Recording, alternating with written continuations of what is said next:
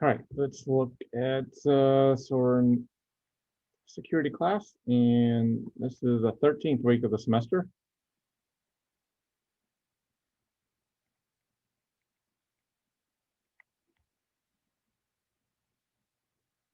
So did everybody, is that Aaron? Aaron disappeared, okay. Did everybody finish test out module 8? I don't think so. No, I got a couple more sections I'll be done today. So that was supposed to have been done, but then start working on test out module 9. It's probably due on the 30th, most likely. You'll want to be completely done with module 9 and probably start possibly practicing for the final next week. We're not actually going to meet on Monday and Wednesday. You're going to have that week to focus and get all of your test out done. Like I said, it's probably due on the 30th. If it's anything, it looks like it's going to be just as big as chapter 8 was. Yeah, you'll want to work on it now and through.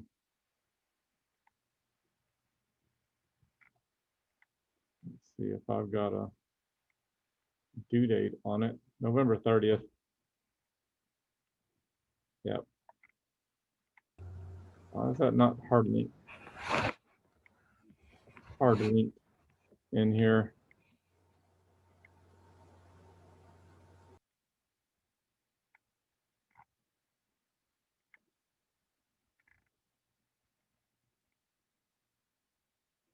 There we go.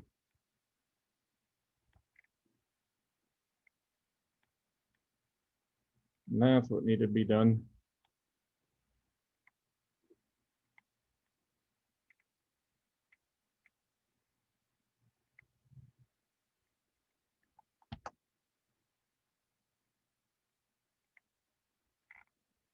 I'm gonna go link the practice exams.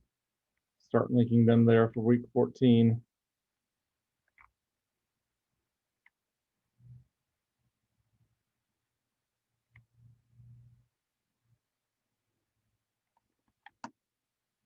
That way you have quick, easy access to click on and see them.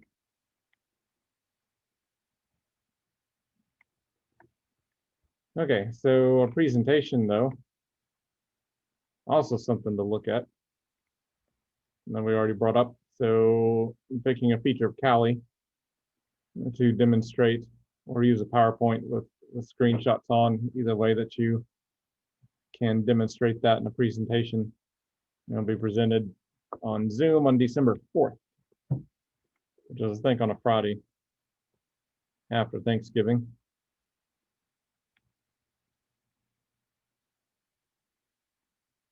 Yep.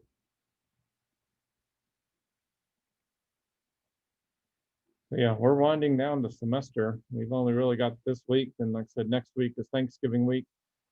You're basically, if you have your test out module 9 completed on the 30th, you get credit, attendance credit for being here on the 23rd and 25th and 30th. If you have that turned in. Well, you're supposed to Zoom on the 30th anyway for attendance, but and that's how we count for those 2 days.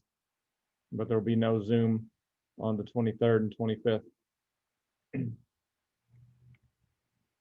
So everybody got that? Yes. So we are Zooming on the 30th? Yes, we are Zooming on the 30th. Okay. And going forward, we won't meet. We'll be Zooming like the 2nd and 4th. It'll be Zoom only. And this Wednesday, and like I said, I'm not sure on Friday. Friday may be a Zoom only day. We'll talk about that more on Wednesday.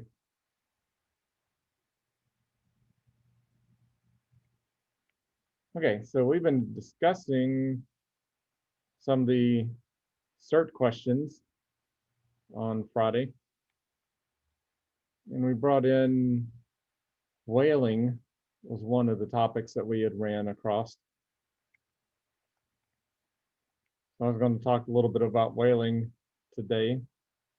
And I was going to bring up Bleeping Computer website, and I found a DNS cache poisoning article. Bringing this up because in the morning class with Land 2, we had an outline, essay, and then a presentation over DNS. And I see this come out on November 12th about DNS cache poisoning attack returning to Linux. So a couple universities here come up with, there's a new method to conduct DNS poisoning attacks. Talked about a bug that was discovered in 2008, and they resolved a new way to exploit a similar method of that. Basically what happens is the bad people can infect the cache of DNS servers. So whenever that you try to access a website, the DNS servers have cached invalid IP addresses for the domain names you're looking up. And when you go to a particular popular site, maybe Google or something, you are taken to a third party, the bad guy. And they might possibly send your queries onto the real site and just look at anything that you're sending and receiving. Not sure what they're actually going to do, but not very cool. So the bad guy injects false entries into the DNS server, sending fake packets into it. So whole article on that if you want to read and look up details on it. I just thought I'd bring that up today. Now we talked about whaling. So what did we say whaling was? Going after like CEOs, CFOs. Correct. So it's been about a year or two. One of my continuing professional education courses, they were discussing whaling. And they were discussing the sale of zero-day exploits and bounties and stuff in the wild.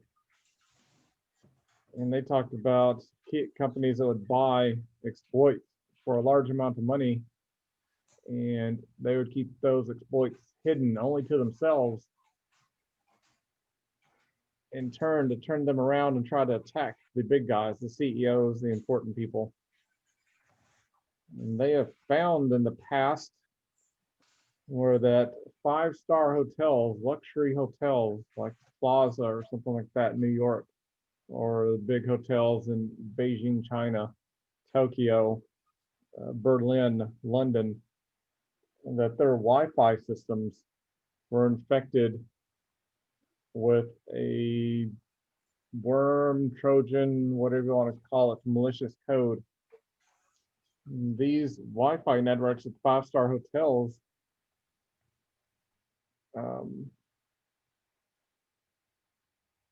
are infected because they were looking for the whales.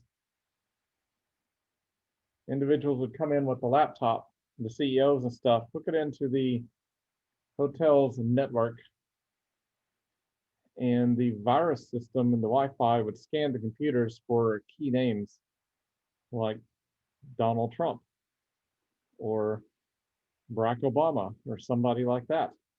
And the malicious code would only inject and infect the laptops of people whose names matched one of the whales. Anybody else that came in that they weren't targeting, the system would simply ignore and not infect the laptop. So only the whales would have their laptops rootkitted.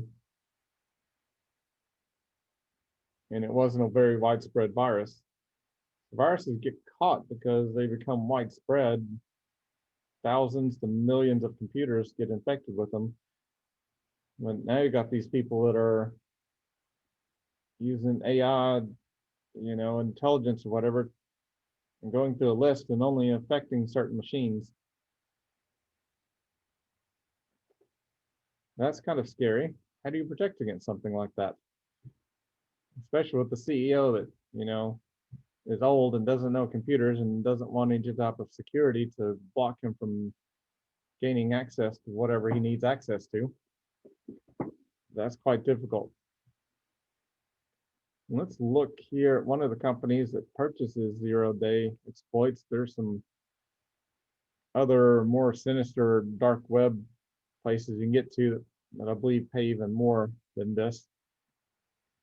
But this company, not really one of the mafia style gangs out there, but they pay for exploits. Zero-day exploits, meaning high risk vulnerabilities with full functional exploits. They pay out the most, up to $2.5 million. If you're smart enough, you know all the machine code and how computer operations work, and you can code your own exploit into a particular system, you could get a $2.5 million payday. That could be your job, just breaking into things.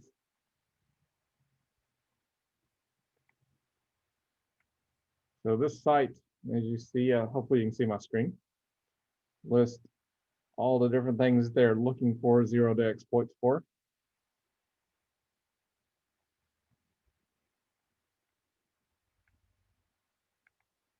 And as we come down here to the payouts for desktops and servers, it goes up to $1 million payout. If you can find a Windows remote code execution with 0 click, meaning that you can somehow send packets to a Windows machine and remote exploit it. The user does not have to click anything, doesn't have to click a web link to get the exploit. They'll pay up, $1 million for it.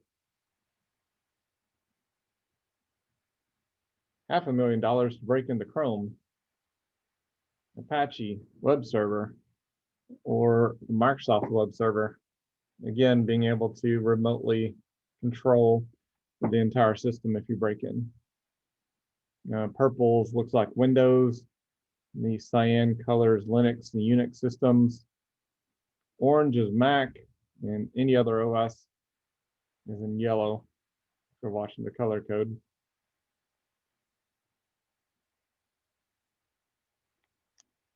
$250,000 up to that if you break SSL or Microsoft email system, PHP coding. As we come down, 200,000. That's getting small change. Nginx, SendMail, more email stuff. We're only paying 100,000 for Safari and 50,000 for the Mac OS. Why so little for Mac? Why is Mac not all over the place in this screen? Not as widely used. Yeah, not as widely used. There's less people that they can steal money from Mac. Although aren't Mac people normally rich and pay premium stuff when they have the money to and be more gullible? Maybe, I don't know. Probably not. There's not enough of them.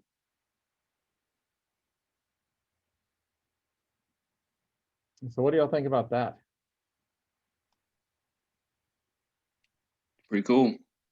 Are these guys considered white hat, or are they just kind of doing whatever? It looks like they may be white hat.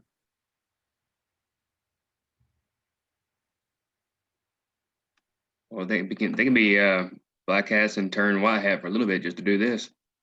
Yeah, some have done that before. It looks like they work with vendors.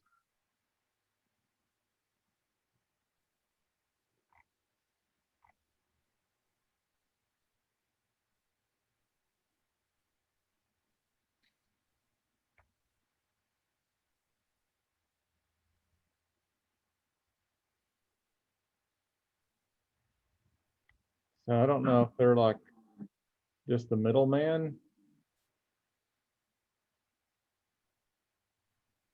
I don't know if they're really, they could be black hat, but it doesn't seem like it's a black hat site though.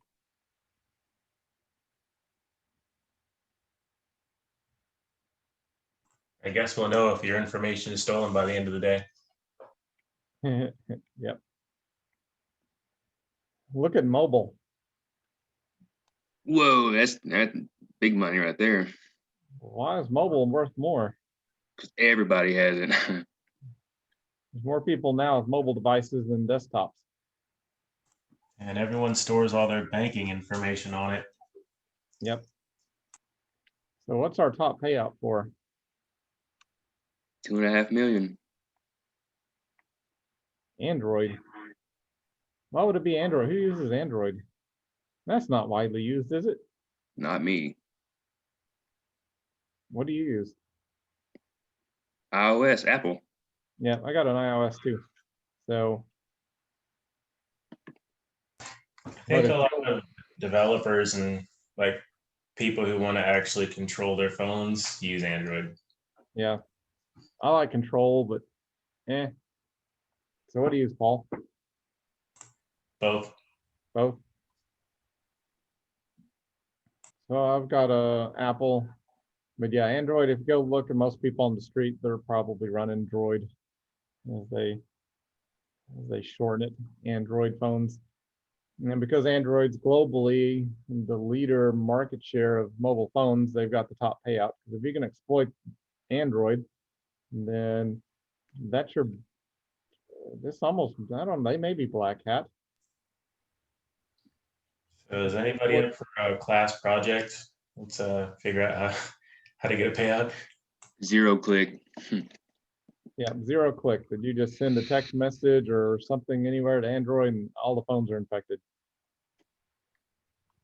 That Who would wants to start reading the Coding for Dummies book? yes. There's your 2.5 million payout.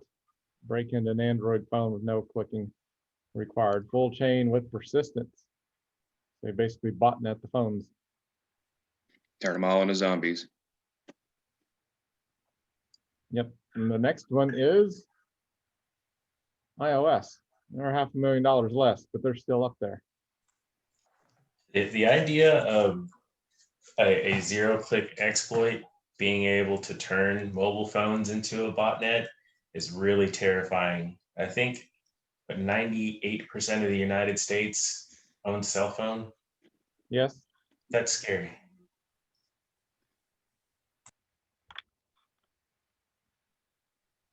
Yep. Pretty scary. And they're pretty powerful now. I mean, I think the 8 Plus has a 6-core processor in it. And even better with the 12s and stuff coming out. There's no telling how far that could extend now. We've got smart fridges, smart everything else. IoT, Internet of Things. Yep. Raspberry Pi is your little developer thing that you can get developer kits pretty cheap, Raspberry Pi system, and you have all these people that are just bored and tinkering and hobby stuff, and they're creating things that can control toasters, microwaves, washers, and stuff like that.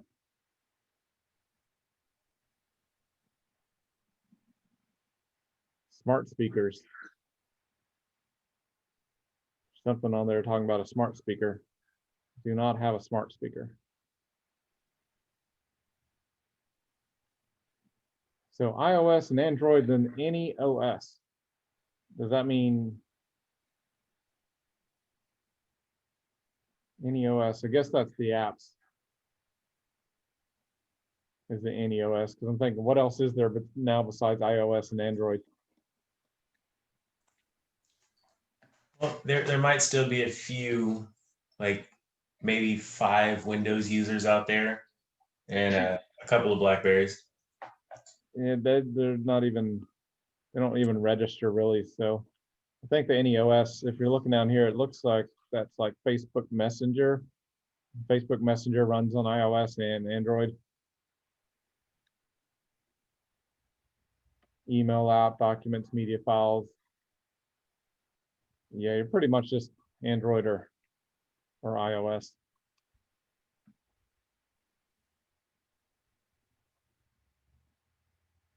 $100,000 for Touch ID bypass. Yeah, I was looking at that for passcode and Touch ID. Yep. I wonder if they've got any so far. The FBI and CIA had some.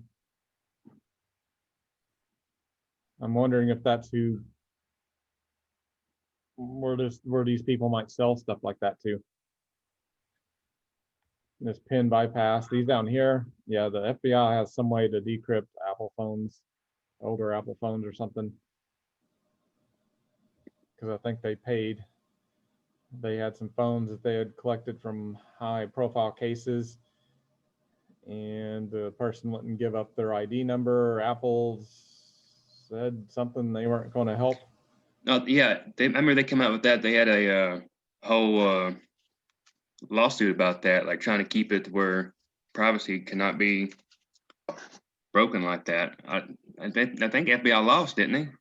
Yeah, I was actually pretty proud of Cook for standing up and saying that he's not going to give in and give them a master key. Yeah, I mean, they lost the lawsuit.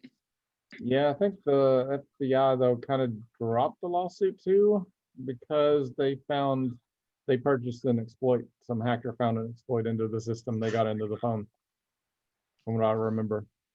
Oh, So they just had a third party that's like, hey, here you go. Here's how to break into it. And those are 0-day unknown, so they won't tell Apple. And the CIA had some exploits too out there. That's Snowden, I think it was. If you remember that information leakage. yeah. Yeah, they released one of those to the internet, and a whole bunch of companies all of a sudden started patching their software because the CIA had modules and stuff to break the security. Even Notepad++ had something as simple as that. And the CIA had some tools to use it for infiltrating. They can monitor anything they wanted. Yes, pretty much. Still can. Yeah. Yeah, all that information was released, and companies patched their systems, but I'm sure by now the CIA has paid. Yeah, they're a step ahead of everything. Yeah.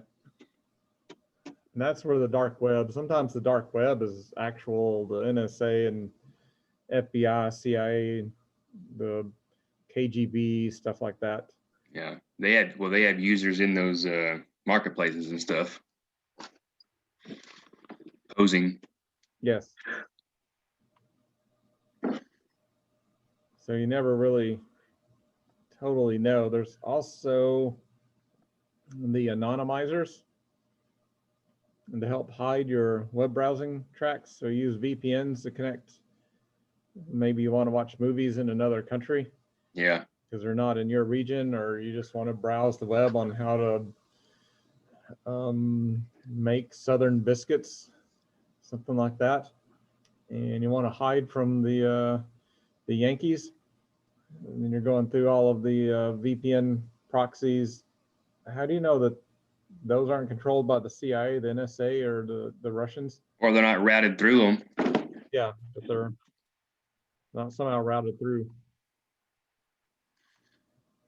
We went over that in certified ethical hacking, and they showed off these VPN bouncers that bounce through 6 or 10 different VPNs around the globe to try to hide where that you were coming from and who you were.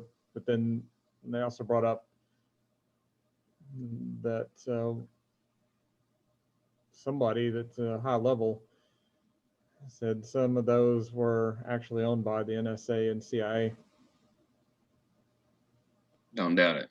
So the bad guys would use the service, and they could actually, they were the man in the middle. They could decrypt, because they're the ones that set up the encryption, VPN encryption originally. So they knew the private key and you had the public key, and they could just decrypt everything.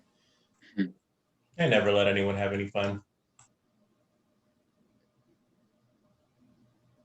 So not only would you also have to use VPN, you'd also want to use a VPN inside a VPN like HTTPS, SSH, and you could turn on DNS security, where your web browser directed to the DNS with security, TLS, inside your browser, so that they could not pinpoint the DNS that you were querying.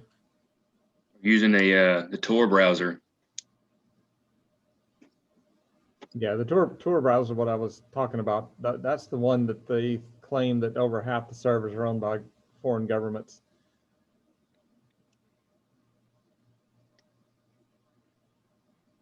So using that might get you spotted out and spied on faster than anything. Yeah, because there's only one reason to get on the dark web. Illegal activities. Yep. Cheap car parts. And that.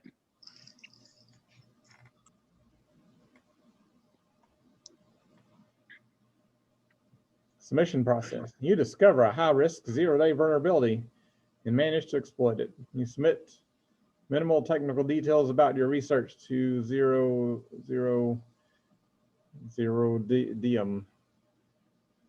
They confirm its interest in the research and sends a pre-offer. You submit full technical details about the exploit. And they evaluate the research and send the final acquisition offer. That's not cool. You just had to submit it all before they can look at it and like say, yeah, man, that's awesome, and then downplay it and, oh, here you go, here's 100 grand. It should be 1 million. Well, they got to verify that you're not just BSing. You're gonna see how this reviews validates all submissions within 1 week. Payments are made. Bank transfer, cryptocurrency. I don't trust Bitcoin. I wish I would have kept my Bitcoin from back in 2012. I had about 200 back when it was like $15 a Bitcoin. Yeah. I wish I'd have kept it.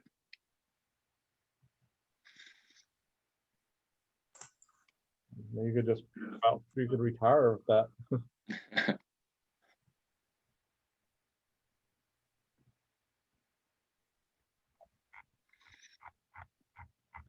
Well, that's just one such site. You can submit stuff directly to companies. Normally their payout is much less. You're looking at anywhere from like $15 to $250,000, I think was the top that I'd seen if you're submitting directly to companies. Of course, I don't know if anybody's made $2.5 million from this place or not. But that's getting on up there. The last time I did some research on bug bounties, the highest I've seen was $1 million payout for a Windows desktop remote exploit.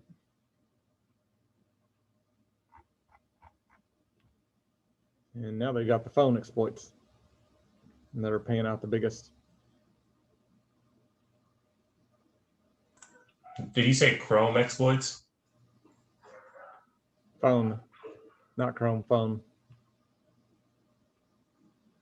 Cell phone. So Paul, you mentioned something about percentage of households that have technology.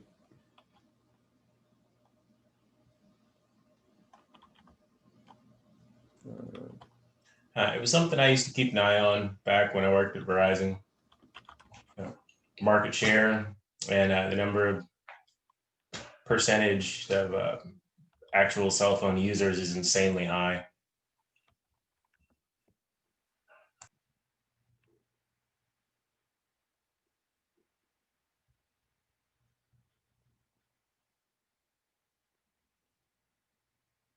This is a 2018. I guess some of the restart, it wouldn't have a 2020 yet.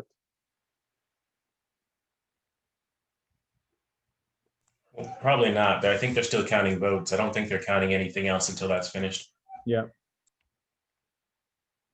Household penetration rate for selected tech products in the United States as of 2008. 96% have televisions, 70 or 87 smartphones. Laptop, 72%.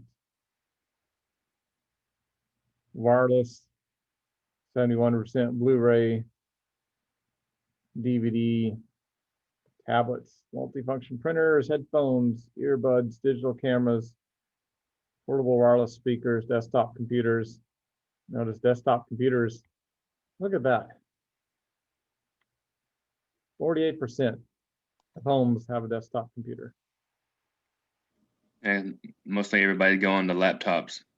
Laptops, phones, tablets. Yeah. And So I you can think- do so much more with a tablet with a keyboard now than you could with a computer 10 years ago. Yeah, see this laptop way at the top. I like the laptops. They're still, it's just a portable desktop. I'd like to see that that's still up there. Still got a Dell Latitude back here. I think I'd put my Tab S3 against it any day of the week.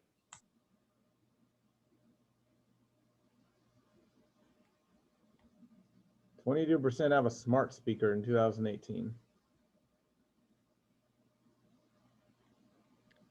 Pet tech, smart thermostats, pet tech be like automatic feeders and junk like that. Drones, VR headset,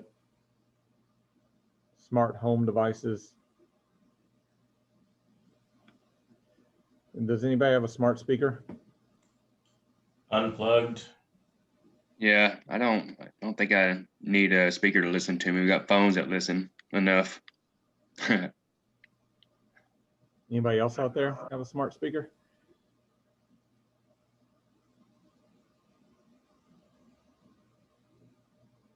Y'all are technology people. Why don't y'all have a smart speaker?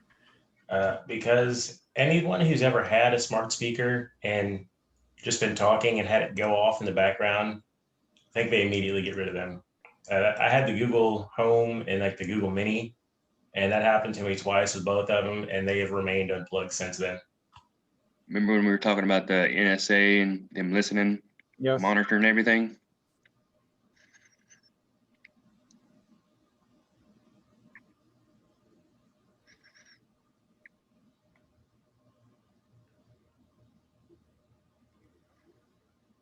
Let's check out, I think all of them are 2018. Let's see.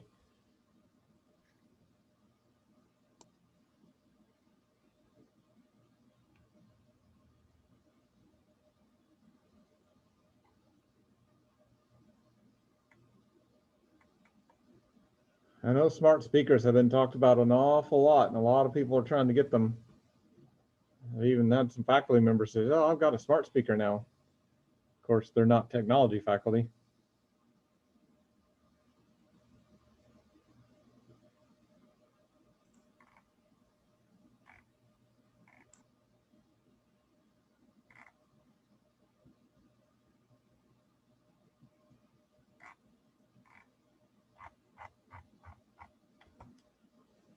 So definitely, that you did hear a while back where the baby monitors and stuff were being hacked.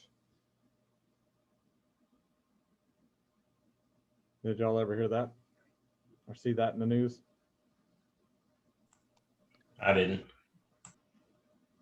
Yeah, it was one of the first thing, like indoor security cameras and stuff that were being put up into the cloud. There are all these cheap Chinese devices that they quickly hacked together some type of OS on them, and yes, people were able to exploit into those and watch all the security cams, or jump on there and start yelling at the kids and scaring the kids and doing whatever. Oh my gosh. This wasn't very cool.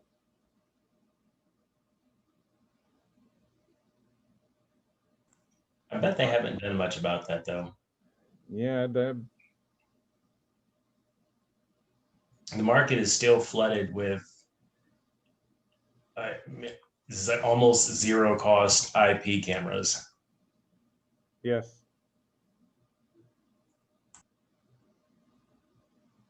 So why are they selling those cameras so cheap? So that China can watch us and see whatever they want. So why do I have cameras hooked up to my house?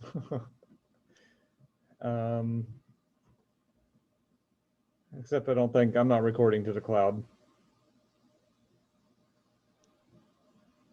You're still network connected though, aren't you? I don't even think they're network connected, no. So you can't access them from outside your home? Nope. It's not so bad. So that's kind of a downside, and they are just outside cameras. They were not inside cameras.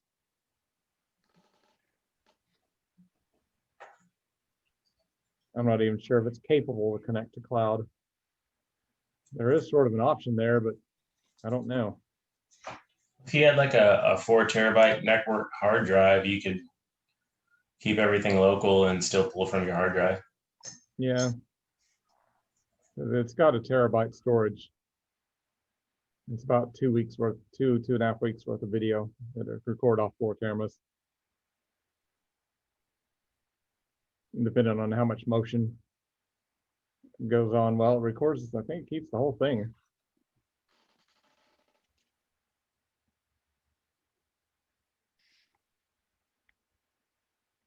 Okay, the last site I wanted to view over today, Slashdot. Did I show y'all Slashdot in the past? I know I've showed Bleeping Computer. Slashdot's not ringing any bells. No, I don't remember Slashdot. Slashdot's tech for IT nerds. And they actually just collect stories from all over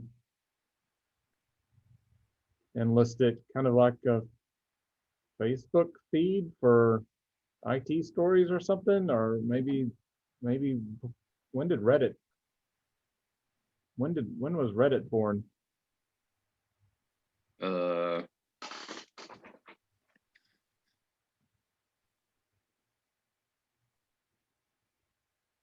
Not too long ago. So 10, 12 years. it's maybe the grandpa of Reddit, possibly. I think so. Reddit's probably taken over Slashdot. I've not really done too much on Reddit, but other than seeing Viva the Dirt League videos where the dude tries to get on Reddit and then it's like 3 days later and he's like, whoa, what happened? I don't know if y'all have seen those or not, but yeah, Slashdot I think was pre-Reddit, so like the grandpa of Reddit, Reddit's parents or something. It's been around. It was one of the very few sites when 9/11 happened that you could actually go to and get information on what was going on, because CNN, Fox News site, and all the other news agencies, the internet connections to the servers were saturated with the entire globe trying to read what was going on. Some of them got smart and started turning off all of their graphics and only having text on the news sites to try to handle the load and get enough information out to people. But Slashdot, they survived. They were one of the few systems that had distributed web servers across the globe that you couldn't really take down by denial of service, overloading the system.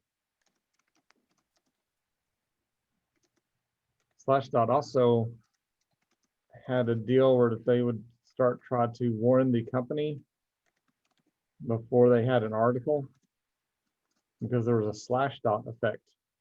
It was a known thing back in the past. If your website got an article posted about it on Slashdot, you better had a really good distributed internet system, because you're about to receive a couple of 100 million hits in a short amount of time. And you're allowed to be DOS attacked for a day. Just people trying to read on your site. So yeah, Slashdot's kind of like the Reddit, the old Reddit. I guess we probably should look at Reddit.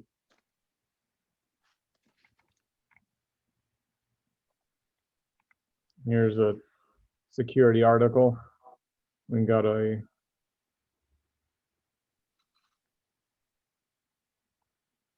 red for macOS gatekeeper issue. Alexa, smart speaker, can now guess what you want before you ask it.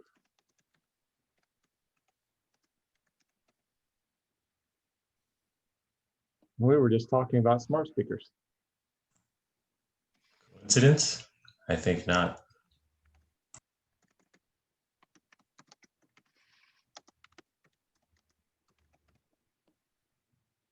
They're not perfect though. We're talking, let's see. When a customer asks for recipe for chicken, one of their initial prototypes would incorrectly follow up by asking, do you want me to play chicken sounds?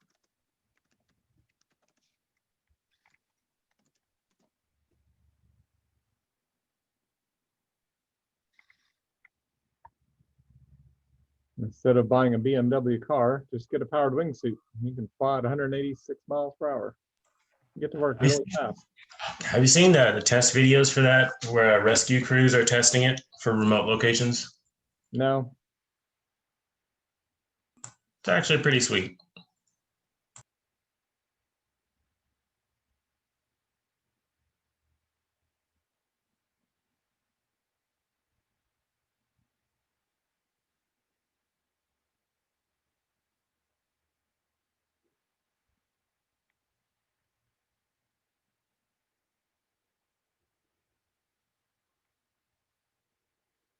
$20 horsepower for 5 minutes. Glide rates. I've seen wingsuits, so you have to be jumping off a cliff for it to work. The test I saw, they were dropped from helos or dropped over location from a plane. Okay. I would just be scared to even try to start learning how to fly with a wingsuit. I think the concept is awesome. It looks cool, but I'm just afraid of hitting the ground.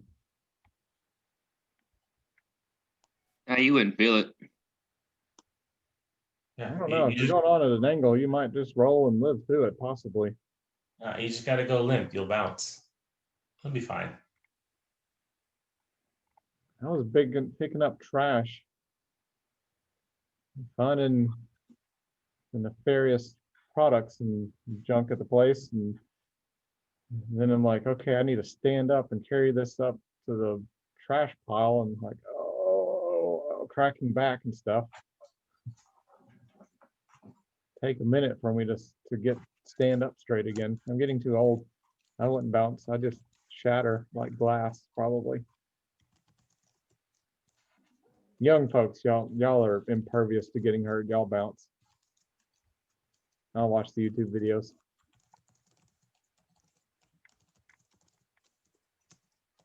Let's see, SpaceX launch, cryptocurrency heist, 2 million cryptocurrency stolen. What happens if your Bitcoin gets stolen?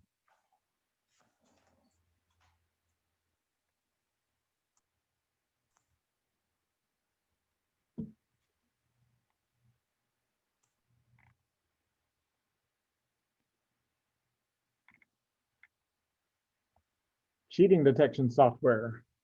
School surveillance revolts.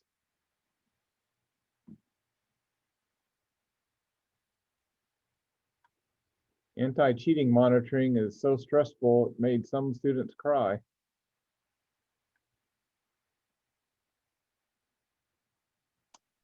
What? They don't want to be caught cheating.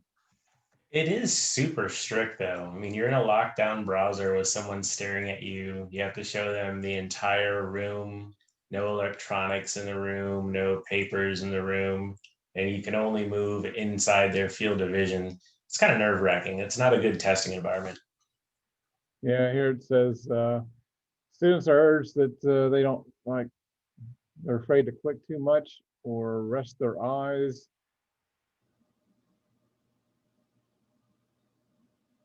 It's pretty easy to detect cheating though.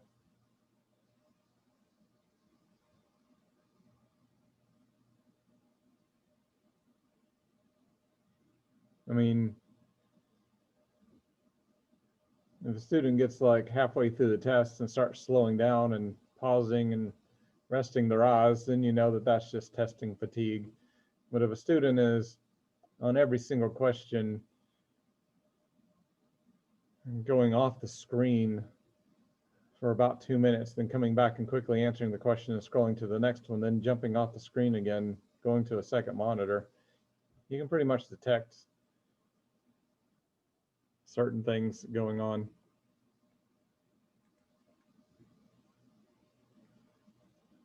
So just a warning that, you know, if you're all are taking quizzes and stuff, it's not too hard to just watch somebody on the screen and detect cheating.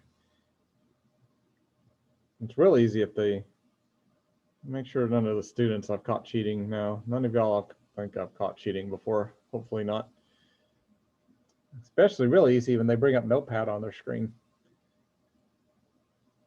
and it has all of their notes on it and they're scrolling and looking up the answer in the notes. That's real easy to detect that they're cheating then.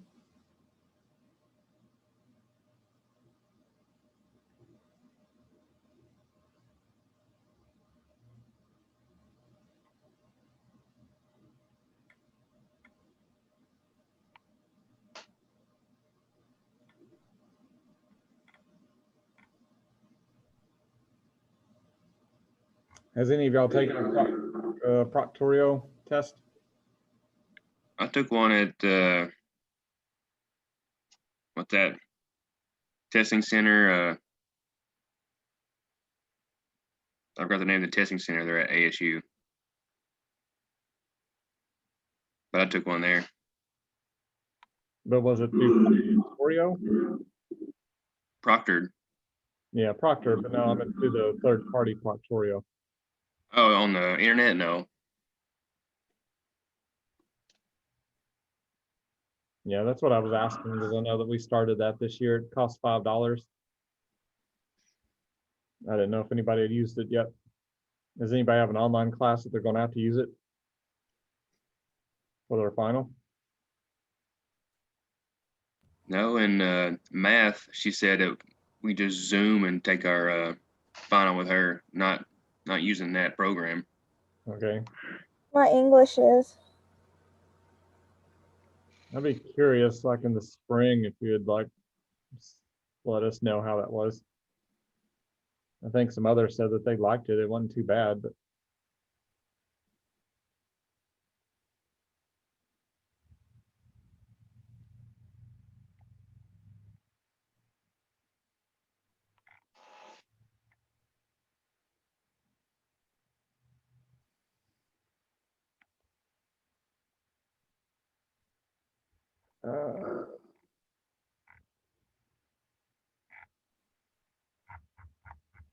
okay, well, we're coming up here to break time. Does anybody have, before we go on break, anybody have any other open discussion on security?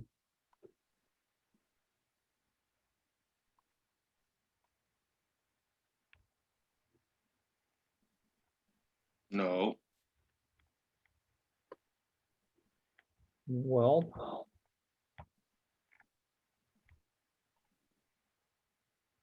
darn it, nobody has any cool security stories to tell us?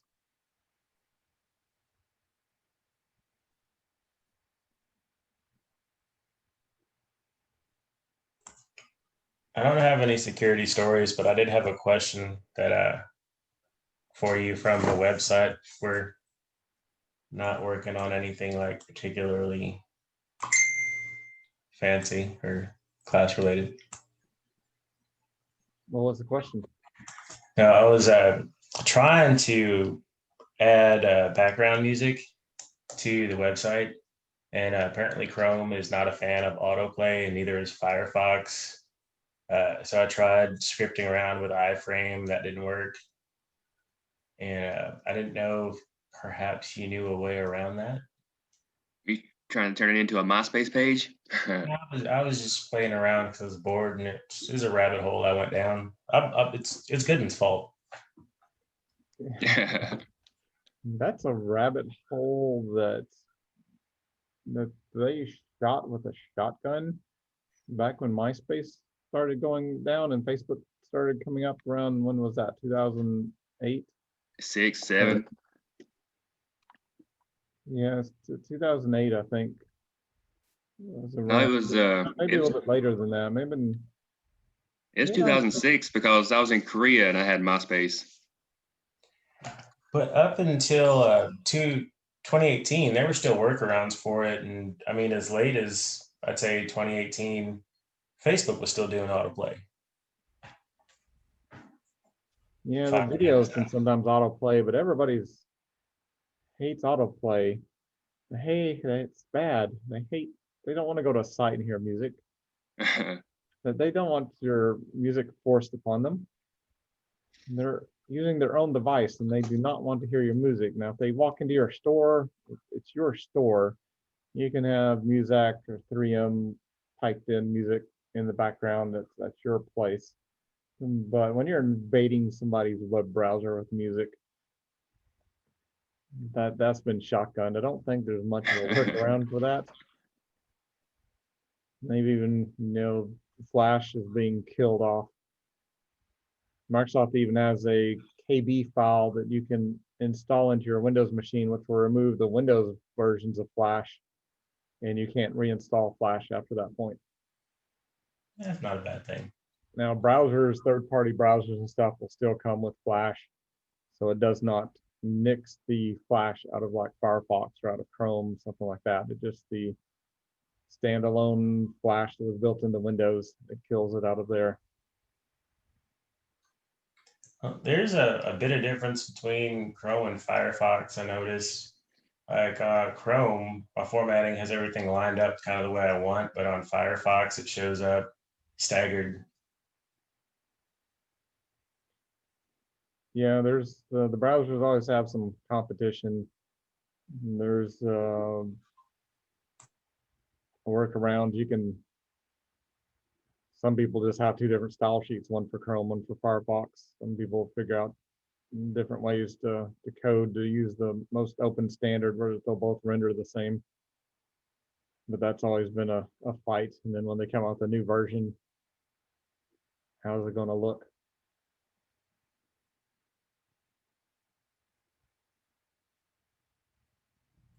Once this class is over, are we ever like dismantling these? It's yours. It's your student account.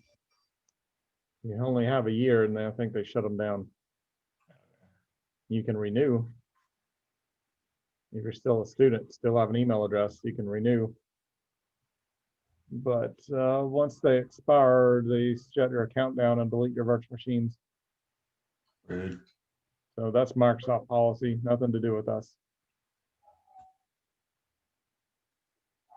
You could move it over to a paid subscription though, if you wanted to keep them. Nah, my bank account's not set up like that.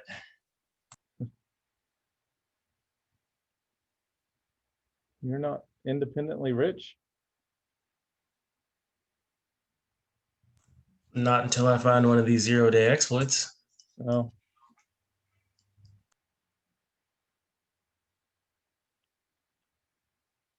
Well, I got my fingers crossed on the housing market.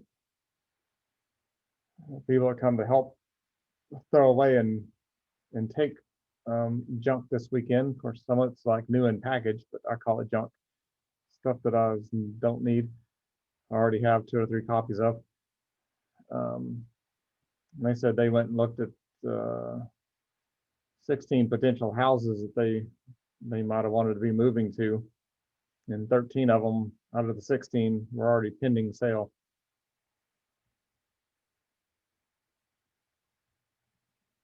in an engineering firm that dealt with engineering like plumbing and electrical and stuff for house builders. Said that there's a shortfall of 2 million new construction.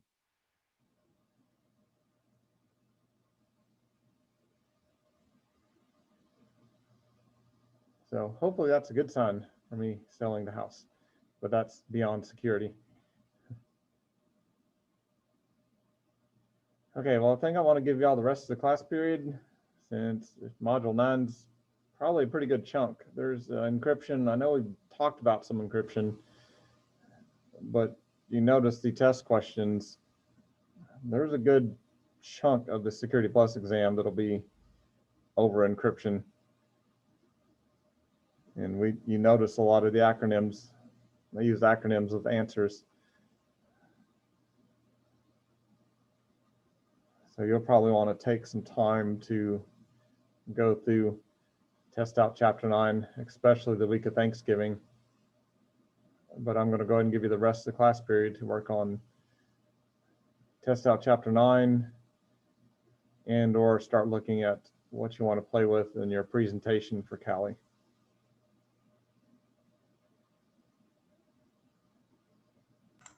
Has anyone finished chapter 9? Yes?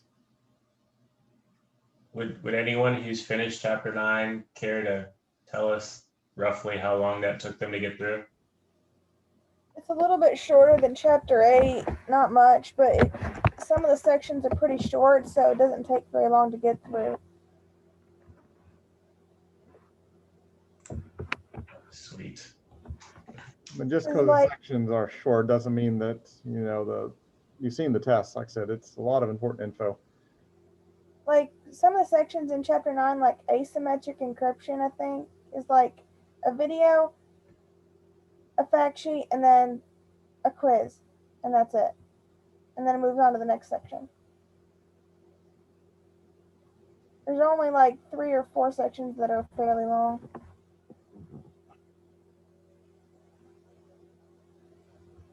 Oh yeah.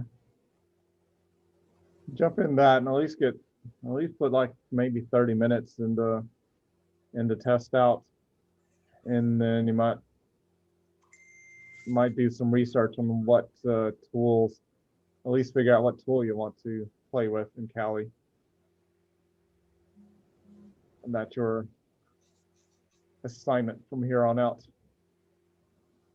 for today anyway.